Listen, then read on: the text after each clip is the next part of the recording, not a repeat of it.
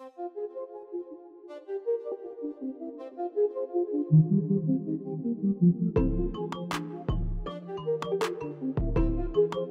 appreciate you guys having me on today to talk about these things. It's kind of like Sure. Yeah. my go-to. Yeah. Just background. I don't know who you guys are sharing this with, and people that don't know me. I work at Green Youth Foundation, and I work in UCTI as a program assistant. And outside of that, I'm a student midwife and a birth worker. I'm an owner of Bijan Birth and Earth Services, LLC, and it's a birthing doula work and full spectrum doula, childbirth education, and then the earth part of it is working with the herbs and holistic healing. Mainly right now focused on reproductive health, but I hope to be able to expand my knowledge and be able to cover a broader scale. So yeah, this is like right up my alley. Like I read this stuff for fun.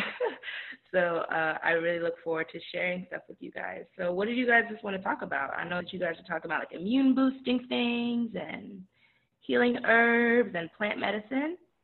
Yeah, we're going to talk about all of that stuff. I mean, for us, I feel like that was a perfect introduction just to talk about the scope of things and how things are right now and how they relate to what you do specifically.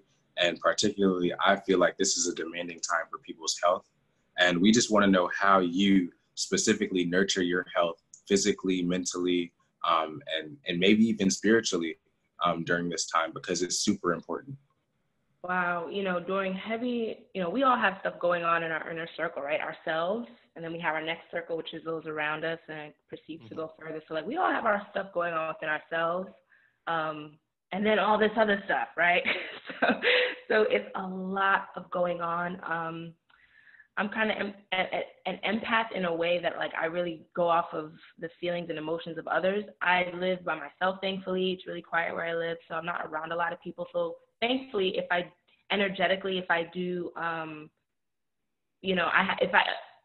my vibes can only be messed up if I engage, type of thing. So I'm really, really conscious of my energy and making sure that I'm feeling in line, I'm feeling okay about things. So spiritually, I think keeping a safe space and also like spiritually, like meditating, positive thinking, talking to loved ones, speaking to my ancestors is huge. Connecting with my ancestors and just, wow, they were alive during the Great Depression. They were alive for World War I and World War II. You know what I mean? My ancestors, they were there for those things, slavery and all that, all the craziness, the riots and civil rights. Like we come from that. So I tried to connect that way. I heard of a story about my grandfather, and I'll just say this briefly because it goes into like generationally, like how it's not just us right now. Like we carry our grandparents, we carry that with us. So the story is my grandfather just came back from fighting World War II. He was a Harlem Hellfire. And he came back to help his mother with her store in Harlem.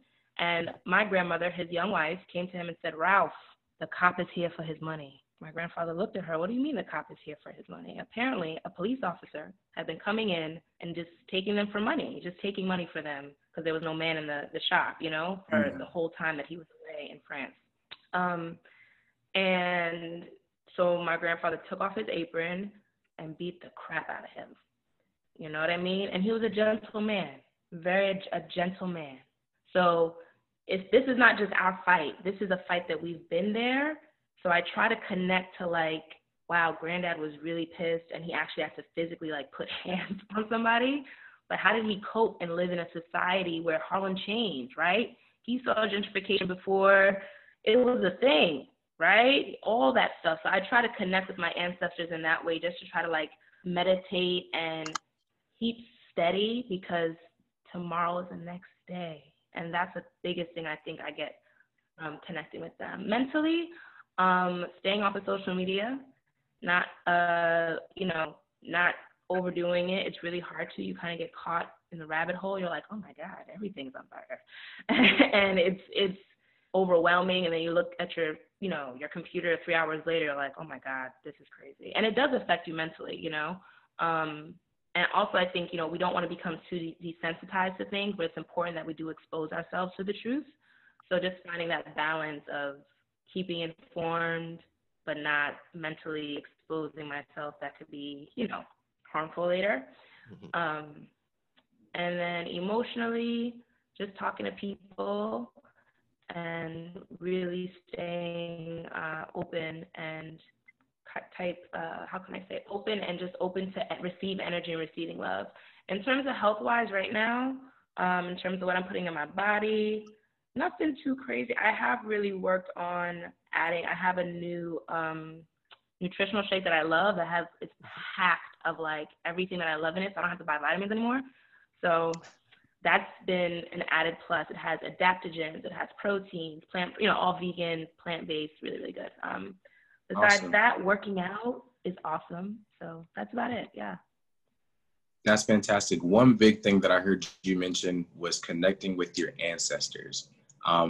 What is something that people who may not know exactly where their ancestors came from, how can they connect with their ancestors still in the most basic of ways? Oh, wow. I get chills when I talk about them. Well, first off, I think my family, we love pictures. We love photography. So, my grandfather's birthday was June 1st, and we all got heaps of pictures from him from childhood to, in his grandfather years. So that was one thing I'm really thankful about, that I'm able to see them and connect with that. When my grandparents passed away when I was like a preteen, teenager. So, I haven't seen them and heard their voices in years. So I think if you have a picture or you're able to connect also, the best way to connect with your ancestors is to connect with the elders. If you cannot sit at the foot of an elder, you do not belong in front of an altar before an ancestor. Just saying. If you cannot sit in front of it, and maybe the elder's toxic. Let's say that. Let's say that's the case, right? Then that's where you have to go then and dig a little deeper, talking to aunties to find out. Let's say, you want to find more about granddad, but grandma is bitter. You know what I mean? So her perspective is going to be that way. So, sitting down with your elders, talking to your aunts, and, as adults, I think I don't know if this has happened to you guys when you realize that you're an adult in your own family, where they let you sit at the adult table and you're like, wait a minute now, like, hey, I can ask these questions. Definitely take liberty and ask these questions. I think that's really important. If you have elders in your family, to really sit at their feet and ask them, guess what? When they're gone, you can't.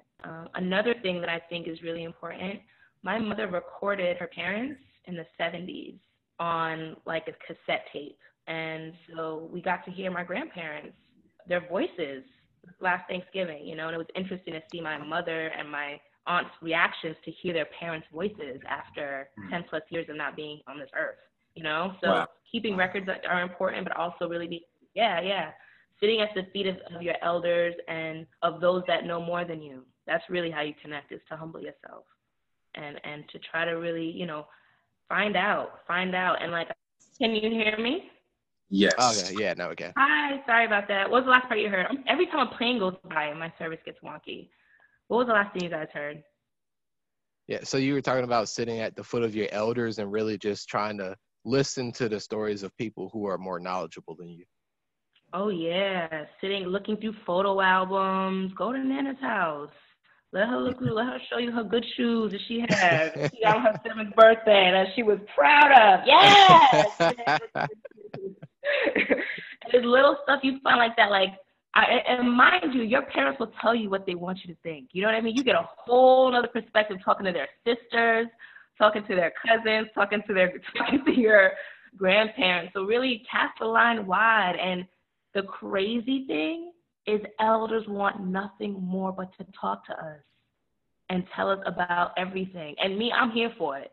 My aunts and uncles call me with stories all the time just to share because they remembered stuff or, so, yeah. Absolutely. Mm-hmm. Thank you for that. I think that's a huge, statement because a lot of people don't connect with their ancestors or their elders or go back and do that deep work to find out where their actual people are from and how they can connect with the land better. And with that, I just want to know how you connect with the land at your home or in your community. Yeah, so can you guys hear me? Yes. Okay, cool. So, wow, my connection to the land. So, I would say at an early age, I have green thumbs on both sides of my family. My grandmother loved the type of English garden look in her backyard and was an avid houseplant doctor. If you had a sick houseplant, you could bring it to her. Like till that, like my aunt brought stuff to her. Like my whole family, we had plants and stuff. So that was always a thing. Going to the Brooklyn Terminal Market, which is a huge plant. It's where Home Depot and everybody else gets their stuff from. That's where we used to go get our plants from. So I grew up like that. I grew up playing in soil, going to gardening camp. So at home in Brooklyn, depending on where I am, I do have a little section of my dad's property, and I go in and I grow tons of stuff. But I like it because what I don't have, I'm able to share. So when I lived in Brooklyn, my Trinidadian neighbor across the street, he had a grapevine, the best grapes you've ever had in your life. He had eggplant, he had callaloo, he had Scotch bonnet peppers, and food share. So that's how I kind of fell in love with gardening and kind of interacting with the community and what that felt like, because no one's mad getting free food. Like I would leave people that would just be, collecting cans and stuff. What? I give them whole things of tomatoes, cucumbers, basil. They'd be so happy, the garbage man, because what's good is if you're not going to share it. So in my own experience, I found that kind of goes hand in hand. When you grow, you give. And that's kind of like my philosophy. So at UCTI, we really focus on making sure that we have a sustainable amount of food so we don't grow too much that we're wasting food, and also making sure that we have areas and community members that we know we can give food to before we put it in the ground. We don't want to grow too much and it wastes. We've seen what that does, and it's just really, really wasteful. So but connecting with the land is really important, but connecting with the community kind of goes hand in hand. So yeah. To ask on a related note, has the community been stopping by more since coronavirus came through? Actually, no. But it's good to see them out and about still. You know what I mean? Mm-hmm. I don't think I've seen more people around. I think people kind of don't know what to do. But when we do have people that do come by, they always leave. I don't care who it is. They always leave with mint, rosemary, and sage because we have you gotta have it.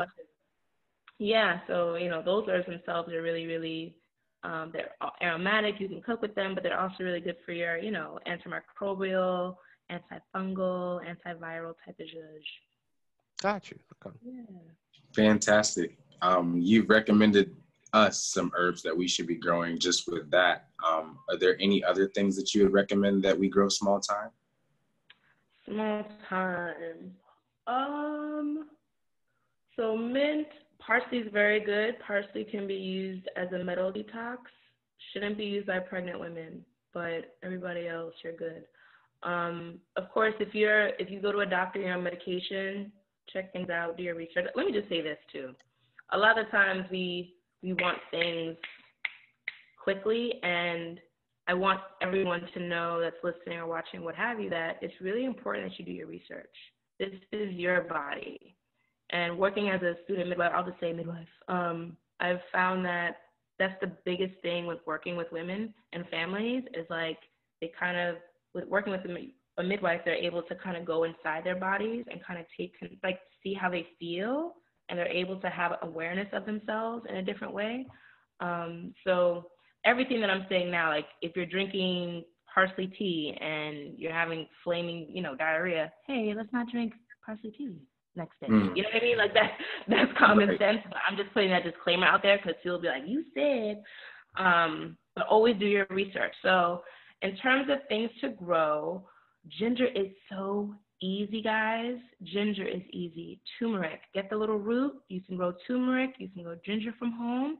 They're going to grow up kind of bamboo-ish looking, but the base is what you want. And you're going to see that the ginger knob might have started this much, and then over 6 months, it gets to this big.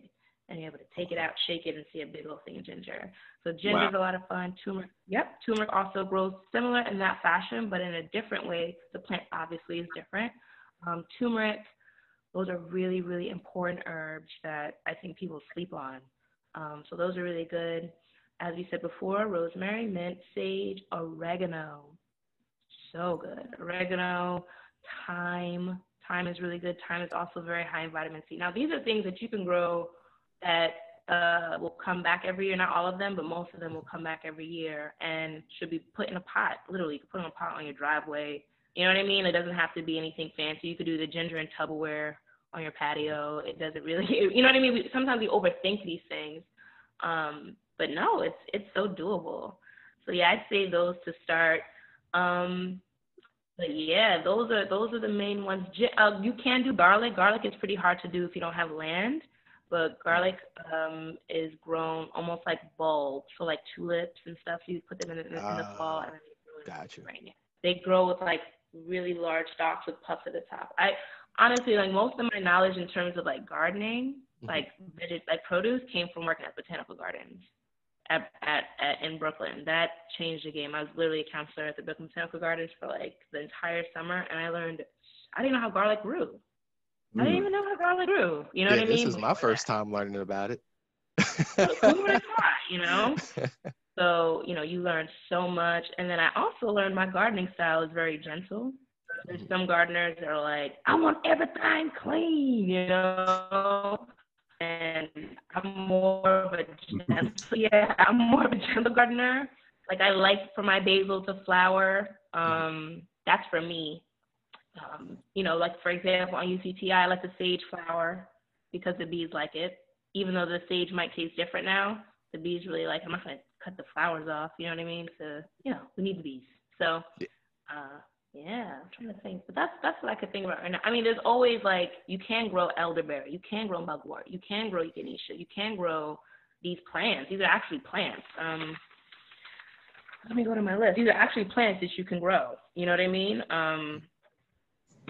Sorry, I have, like, a whole list of stuff. But, yeah, there's literal plants that you can go and buy them, and just making sure that the scientific name matches the herbal name. So, like, if you wanted, let's say, a mugwort, right? You wanted to grow mugwort. Mugwort grows kind of like rampant. It looks like a weed. A lot of these look like weeds. Like, we drive by them every day, y'all. I'm telling you. And this is a very interesting thing. Living in Atlanta, you guys have such an amazing amount of flora, and I've noticed that the earth really grows what we need, like, in abundance.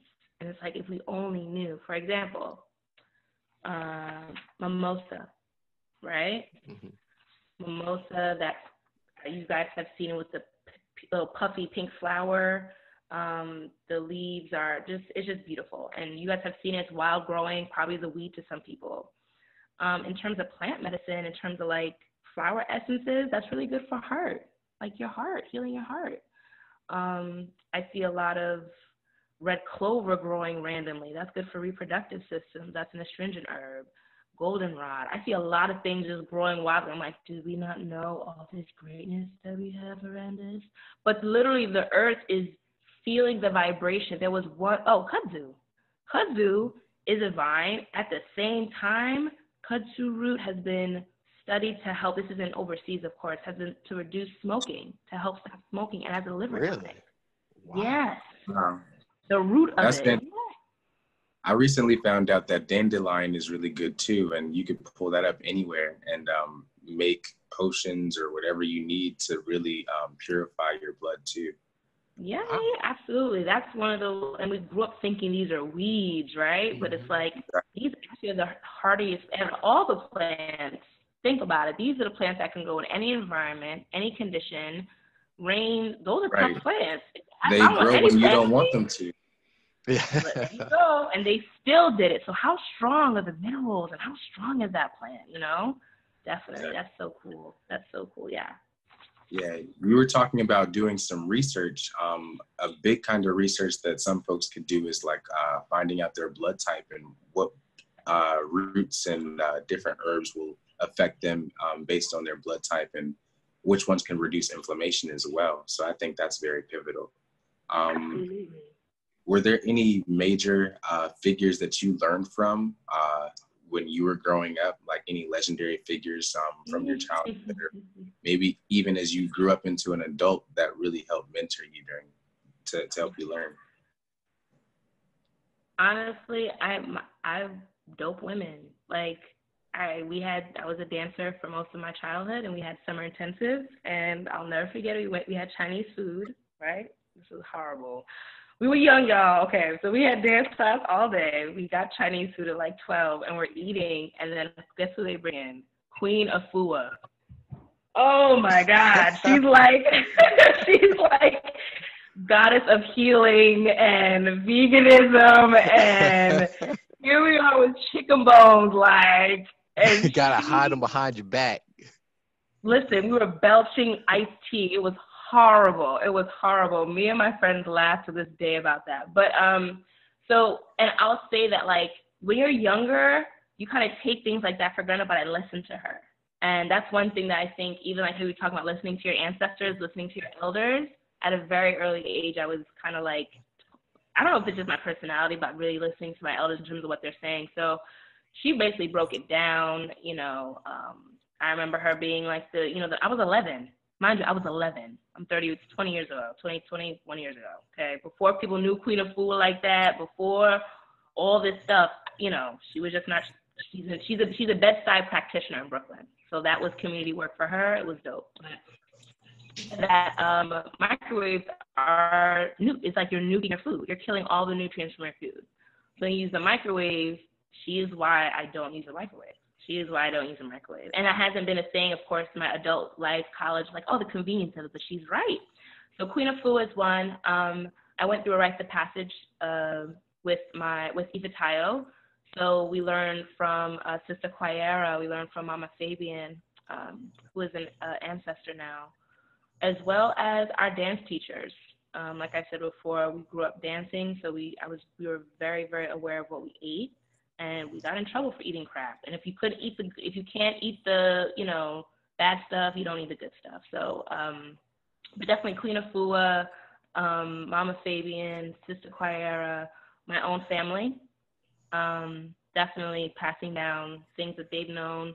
We don't have any medicine people in my family. I think I might be the first one in a while. We had a pharmacist in my family, but yeah, that's about it. Yeah, I don't know if I'm missing anybody. And then midwifery. Awesome. Midwifery-wise, a lot of midwives are also healers, so I've learned a lot from midwives as well.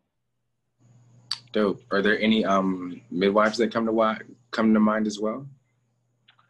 Oh wow. So I'll say I've learned a lot from. I'm gonna say Misha. Misha is actually a botanical. She's an herbalist. She's not a midwife, but she was my first botanicals professor. Let me not forget. Holy crap, Karen Rose, owner of Sacred Vibes Apothecary. I started her kid went to the daycare next door to my house, and I found out she was an herbalist, and she wanted to have a class. I was like, I want to go, and I was 12, and I went. And I was late to my ballet class, and I'll never forget it. My ballet teacher was like, why were you late? And I was like, I was at my herbalist. Till this day, I get jokes about that. But she's actually a very successful herbalist. She was in the New York Times. Like, she's really good. Like, she's bomb. If you haven't, Sacred Vibes Apothecary, her name is Karen Rose. She's amazing. She's in the art and science of healing through herbs and herbal medicine. So she gave my first bag of golden seal. She gave my first little bag of echinacea. She was the one that taught me how to sit with herbs. My mother knew nothing about this stuff, guys. My mom was like, what the heck is going on? But really, it's kind of been a thing I guess I've been into for a while. So yeah, I can't forget Karen. In terms of midwives, I'll just say the teachers that I've worked with, the professors, giving us tricks of the trade. You know, midwives do use herbs. Well, I'll say certified professional midwives do use herbs. So to either get labor going, to, you know, kind of calm things down, to tone the uterus. We use it for different things before, during, and after. So midwives, all in my school, Robin, they all has shed some knowledge on me. Yeah. That's really good to know. And Queen Afua is like the queen of just plant-based products in Bed-Stuy, right? Yo, she is everything. And I'm so fortunate enough to like even know she's an OG in this, guys. Like the green drinks that everyone's drinking now. Oh, Mm-hmm. Can you hear me? Yeah, Yes. we can. Oh, okay. The green drinks that everyone's drinking now, you know, she's been on that. Even the situation we were talking about previously, we could do this slow and steady, or we could do it fast and, you know what I mean? Fast and like fugazi kind of, you know what I mean? So same thing with healing. It's not just about taking, oh man, let me take some turmeric because it's going to help with anti-inflammation. Now you can do that, but there's a couple more steps prior to that really impact whether or not, or how, what can impact if the turmeric will be beneficial or not. I always tell people when it comes to like healing, the first thing is to always listen to your body first, and to become kind of like engaged with how you're feeling. And then before you add anything to your diet, making sure that you have your greens, your proteins, your carbs, whatever that looks like, whatever particular diet you're doing, but just making sure that your stuff is on par. That way you might not need to add anything. It might just be you're not getting enough protein, you know, maybe you need a little bit more chickpeas or something, you know? So definitely checking out your diet and then seeing how you feel, and then, right? Which is really where you start the healing process, you know? And then after you really detox that liver, then all those herbs that, you know, we just talked about could be even more beneficial to you. So I always say before starting to take any plant-based medicine or herbal medicine to always start with getting your diet on point, connecting with your body, getting your diet kind of on point, just making sure you're not missing any micro and macronutrients. Then after that, really seeing what doesn't make your body feel good, right? It's like, oh man, I don't like dairy, or red meat doesn't make me feel good, and then removing it for at least a month. And why is the month time frame to give your body enough time to like flush out everything? Oh yeah, because you know you'll have a burger in your stomach for like 20 days. You know what I mean? You're in your intestines for quite a while. It takes a really long time for red meat to digest, and that's with someone that has fiber in their diet. So just imagine people that don't have fiber in their diet. You know what I mean? That burger's sitting. Gotcha. My friend's a mortician. It's funny. My best friend's older sister, her best friend's a mortician, and then my best friend's her best friend's a midwife. So we got you from life to death. We got you from beginning to end. But she always said when she does like the intestinal extractions and stuff, you know, and if she does have to go deeper and stuff, she has seen stool and just food sitting there, like 10 to 12 pounds in someone's colon, just chilling. Wow. Little, you know, burger babies in the corner, just chilling. So that's a really, really big thing. And the month is like, so imagine once we get that out, let's say day 14, now our body has to kind of refigure itself, like what's going on? And then withdrawals are real. People that eat red meat every day, if you don't, just like anything, coffee, if you eat sugar every day, if you eat whatever you eat every day, if you take it away, your body's going to freak out. And I think that freak out period is why people don't necessarily want to detox or want to eliminate. But I fast once a month for a day and a half. Wow. Yeah, my body does it naturally. It's over. Not even today. We're not doing it. But it's great because my cells have a time to regenerate. Any cells that needed to die that were kind of like holding on within the last little bit, the fasting, it cleans the body out. It completely resets the system. It recalibrates. It's almost like restarting your phone. Yeah. Wow, that's a deep process right there. Oh. And then, I mean, I know people that are no gluten, no this, no, and I mean, hats off to you. I've done that with like one thing at a time, like no eggs, no cheese. I'm not taking the whole family away. It might hurt me now. So there's times, but then there's also times where and I'll say this, but I've taken things out of my diet, but nothing changed. I still felt crappy. So then it's like, okay, what is that? You know? And I think our environment also has a lot to do with it too. You could take all the nervines, which are herbs focused on relaxing, stress relieving. You can do all that all you want, but if you're in a stressful situation, There's just so much herbs can do, right? So Right. that comes with the first step, which is self-awareness. Is this my body telling me something's wrong with inside, or is this my body reacting off of something that's wrong outside?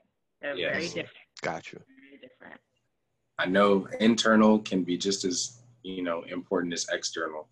Are there any creative concoctions that you would recommend just as a simple detox? Yeah, so my first go-to, that first thing of detox, I think of the liver, right? Our liver is our filter. It's what makes sure our blood is clean, and it's really, really, really, really important. Our liver function is at max. It's really working really well, right? So that's the first thing that I work on. Liver, gallbladder detoxes, I've seen them range from everywhere from 6 days to eliminating things, adding things, and then, something apparently happens. But like I said, that's kind of like a fast method. The slower method that I prefer would be to reduce greasy foods in your diet, and then to drink hot, I'll say warm lemon water in the morning and at night before you go to bed. Mm-hmm. That lemon water is going to activate the liver and get it pumping. It's almost like warming a car up. And the more that we can get it revving, the more chance that it has to detox. So I would start with hot lemon water, warm lemon. I like my stuff really hot, so I say hot, but you could do warm. Gotcha. And then I think in terms of like a tea, they're all really bitter. And that's the thing. Detoxing with herbs, they're always going to find bitter herbs. Bitter herbs have a drawing nature and draw downward and out in medicine. So, yeah. So they tend to be cooling, but bitter. Very, very, very bitter. Almost like, why am I doing this to myself bitter? Gotcha. So, I don't want to sell no ties. But there are teas that are really helpful, burdock, or not teas, but just herbs that are beneficial, that finding maybe a blend that makes sense for you. So let me see. I know burdock root is one. Dandelion is another. Those, I think, would be the first ones to start with. Now, the thing about burdock root, it literally is a root. So in making that, let's say you take 1/4 of a cup of, it looks like little pieces of wood, and you take that, and it smells almost woody and licorice-like. And if you put it in your mouth, it has you just want to, your mouth. So I prepare that with some water and then put that in a mason jar and let that sit for more than 8 hours, okay? Because it is a root. Now, dealing with leaves, you can let those sit for around 2 hours. And drinking those with no sugar in them at least 3 times a day would be good. But I would say starting with burdock root, if you're brave for the taste, because it's really strong, or that's too much for you, dandelion leaf and root are also really, really good. I'm trying to think of more. Those are the most common ones that I'll mention, just because I feel like everything else, you kind of have to know your body enough to do such. But yeah, yellow dock is really good. Burdock root acts as a liver cleanser and a blood purifier. Another one that I like a lot would be ginger. And I think everyone should drink some ginger or put a piece of ginger in their mouth every day. Now, why I say that is because, some people are hot toned, some people are cold toned. I'm cold toned, so I'm always needing to revive my chi. So to put warming foods into my body. Naturally, I love cold foods like avocado, cucumbers. That's my judge. But I need to put warming things into my body. Yeah, so I think that ginger because that's outside of the liver. But if you're going to cleanse something first, start with lemon water every day, guys, and taking out greasy foods, right? That means that's preventing the liver from having to work so hard to produce that bile to combat stuff in your body, to combat the grease in your intestines. So lemon water, and I mean, there's other ways of detoxing the liver that I've heard that are extreme. Red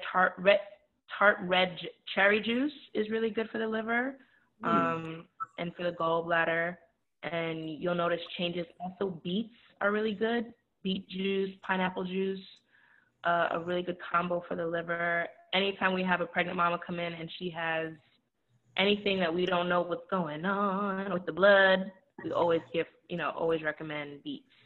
So I think adding things to your diet is really important, but making sure we are giving our liver a good chance by not eating as many fried foods as we do. It happens. We're in Atlanta, y'all. It happens. Right. You're right about that. I think that's huge advice. I mean, if you're growing things at home, you're growing your roots, you're growing your herbs, there's going to be a lot of things that you could do to supplement your vitamins and your herbal intake so that you're cleansing your body.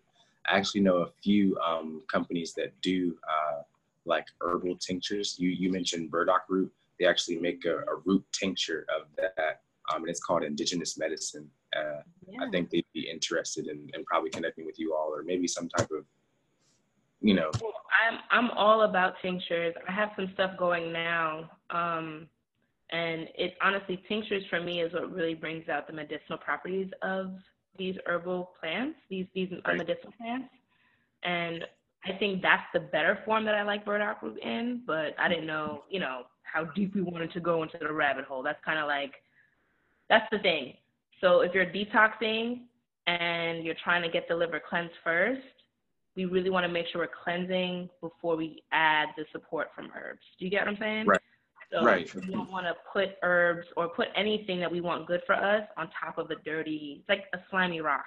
You know what I mean? Trying to put it's not gonna, So definitely, tinctures are amazing. I think tinctures work best for the person, for anybody, definitely, but can work even better when you know what's the best way to work about it. So like I have a liver detox, I actually have it from Sacred Vibes Apothecary.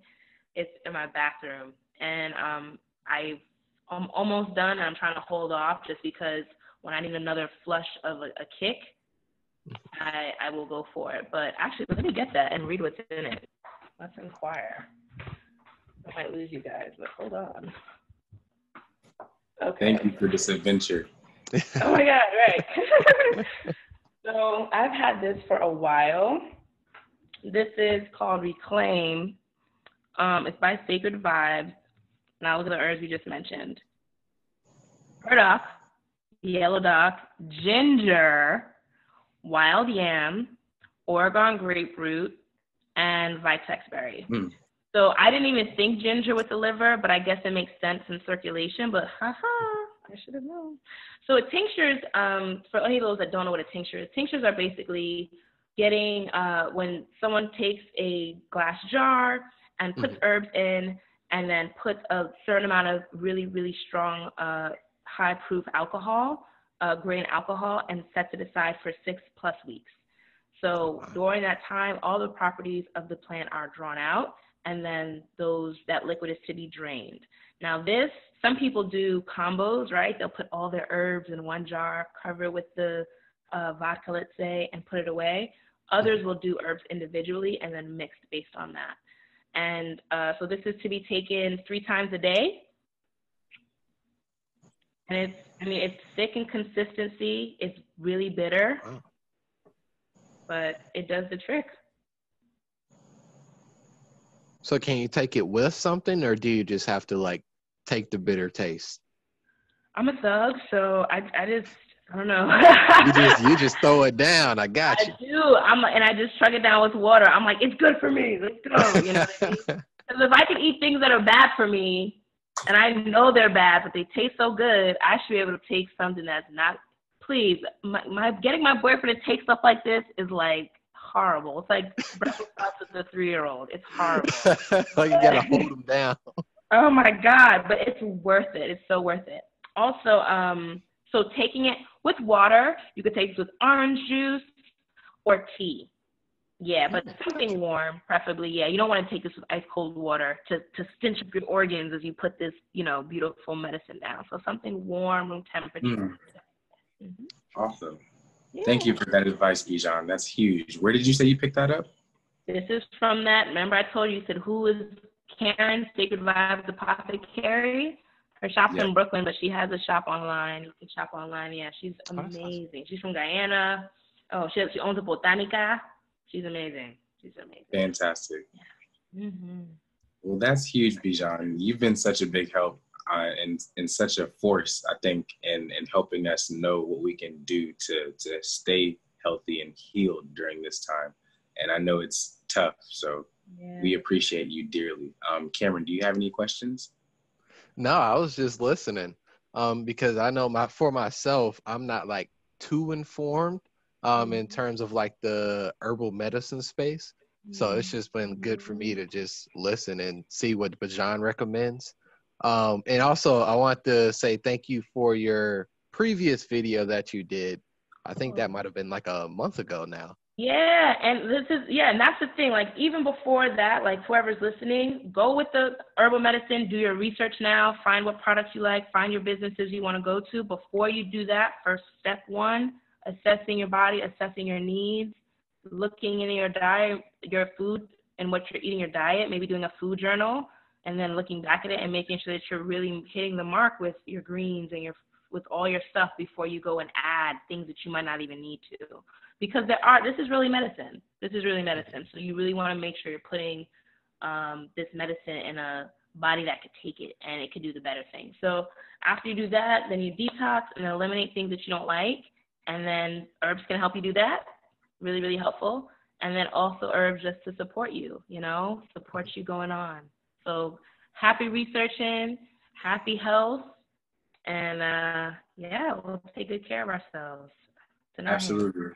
Yeah, thank you so much, Bijan. You're welcome, guys. Thank you for having me.